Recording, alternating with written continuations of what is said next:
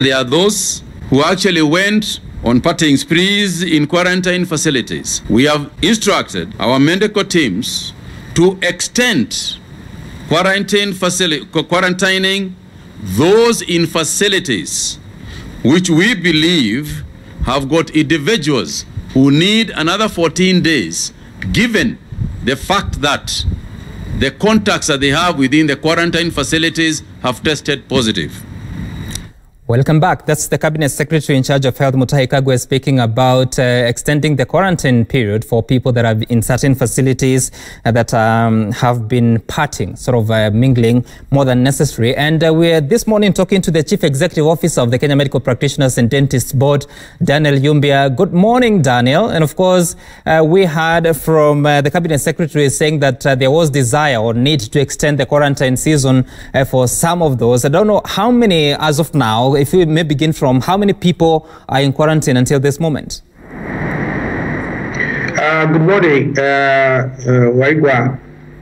We have approved a total of 53 quarantine centers which are active in Nairobi and across the country. Out of these active 53 quarantine centers, we have 2,678 persons who have been quarantined in these centers. All right, so 2,678. When you look at this, are there any people that you have released after serving their quarantine season, or that is yet to happen? That is yet to happen because today is the 14th day, and therefore, if we're going to start processing those that have completed their quarantine period in the proper manner. We expect to start the process of releasing them today. What I want to say is that quite a number of them have complied with the quarantine guidelines, and therefore there is no need to panic.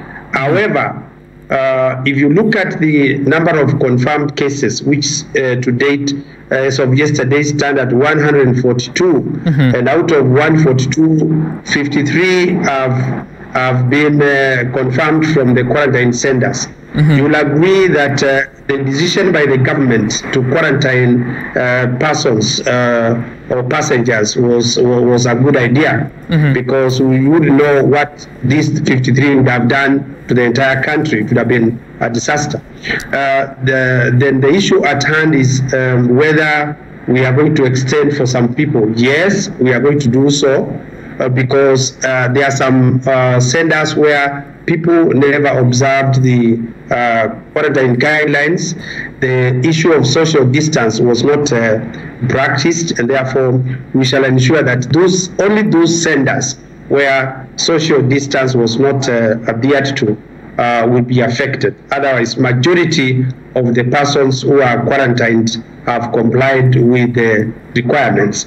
What I need to appeal to those that are going to be affected is that they need to consider and take this as a personal responsibility and national responsibility to ensure that we protect our brothers and sisters and our parents and our children. Because if you have been in a center which protocols for quarantine have not been followed, and you already know that you are likely to infect other people, then that you must take that positive. We've already carried out testing, and actually, as of last night, we still expect some results today from about over 300 persons. And having started this testing about 5 days ago, in a record time, we have done testing to almost every person. So once the results are released, those that are negative and have complied with the quarantine guidelines will have to be released. But it's a process. We will not just open the gates and say, go home. There are doctors in these centers who have been assigned, and the persons will be processed appropriately. They will be given proper documentation and released to go. Once they go home, they will also be required to self-quarantine for an additional 7 days, subject to the guidelines that have been prepared and issued by the government. And CEO, so you're saying that some of these centers, they have not been observing the social distance. I don't know, how many are they and how many people are in those quarantine facilities? And Have you been communicating to them that they'll have the extension? Waigwa, you'll agree with me, this is a very emotive affair that people have been in centers, others have been tested, and before we release the results, we have a team of counselors who sit and take through the patients through the process. And it would be quite unfair to people who are still staying in these quarantine centers to be told Center A will be affected and Center B will not be affected. I think it's only fair that we handle the centers and the individual cases. I mean, each case to be handled on its own merit, because people are anxious. We've gotten a lot of inquiries. Others have even written letters asking whether we are going to extend for them. Others are even writing letters to the minister saying that they would like to know whether they're going to be their quarantine time is going to be extended, and whether who is going to pay. So there are very many questions which are coming up. So what we're doing this morning is that we are processing the first batch that has already completed. The Minister of Health, the DG, Director General of Health, is on it with a team, and we have submitted the list of the people who started quarantine on the 23rd, whose 8th day, 14th day is today, and therefore those are the people we are considering and checking. One, their status, and number two, the conditions under which their quarantine centers have been operating on. In particular, whether they have complied with the guidelines on social distancing, because social distancing is key in this exercise.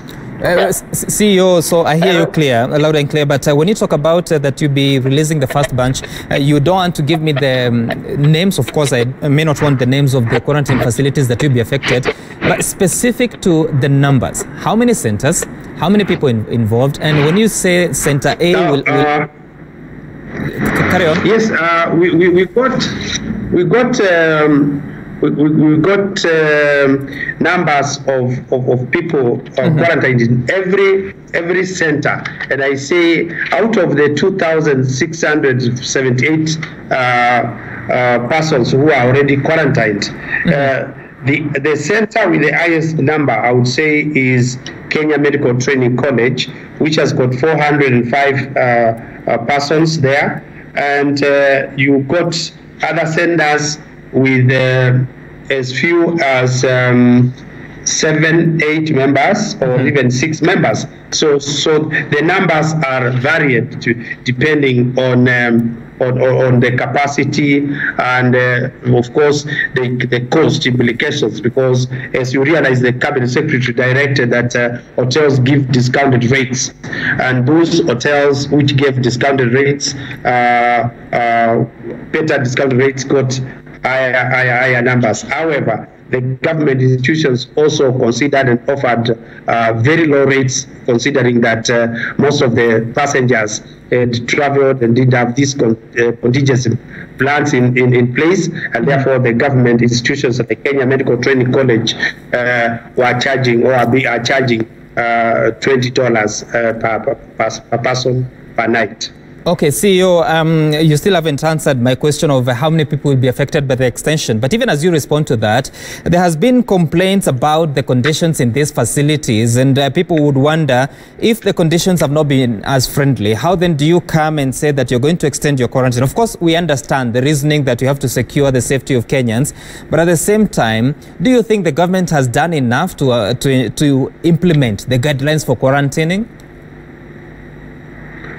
One, your first question, I have not avoided it, because we are still working on the numbers that have already completed their 14th day, which just ended yesterday, and we are comparing that with the results. So we must confirm that completing the 14th day and having negative results is key to us. The third option, point of consideration, is whether the area where the person has been quarantined has been adhering to the protocols. So that number, by the end of today, we shall give. Number two is that it's true there have been challenges in some centers. that is a fact, and we need to agree that there are challenges. Some people have not been able to get the kind of health standards that they expected in terms of accommodation.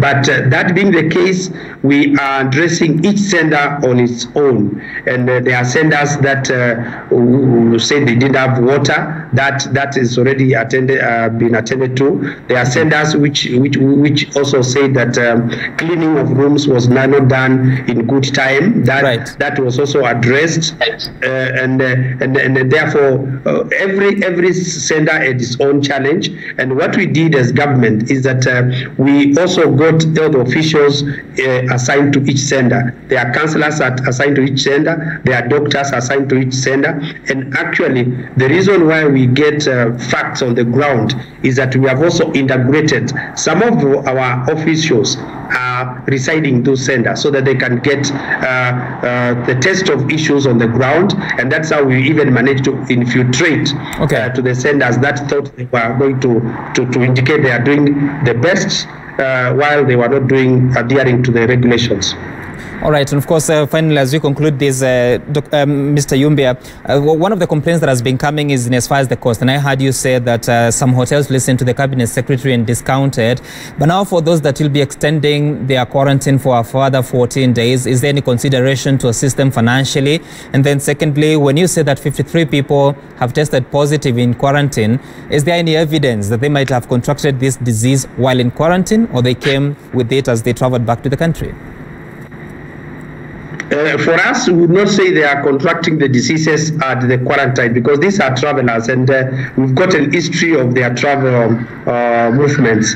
Therefore, to us, it looks like this major is from traveling and having contracted the disease from the contacts that they encountered with. So for us, that is the assumption. The issue of contracting the disease at the quarantine centers has not featured in our discussions, but it's a point to evaluate, and we cannot also rule it out. Therefore, our focus is that they traveled into the country from countries that were experiencing COVID-19 scourge. Number two, the issue of cost. The issue of cost, I think, it's an issue that is being discussed at high levels, and I cannot comment and give a commitment on this because it is not within my limit. But it's a challenge that is being looked at. Okay. All right, a challenge that is being looked at. Thank you so much, Daniel Yumbya, for speaking to us. Yumbya is the Chief Executive Officer at the Kenya Medical Practitioners and Dentists Board. He was speaking to us about the quarantine facilities in the country, a team that he has been leading alongside other officials. So now we'll take a short break. When we return, we'll be speaking to one of us, that is... you know him, Willis Raburu. He has been away, so we'll be catching up with him from home and tell us what he has been doing so that we understand when soon should you expect Sporty Monday back on air, when should you expect Comedy Tuesdays back on air. Back in a moment.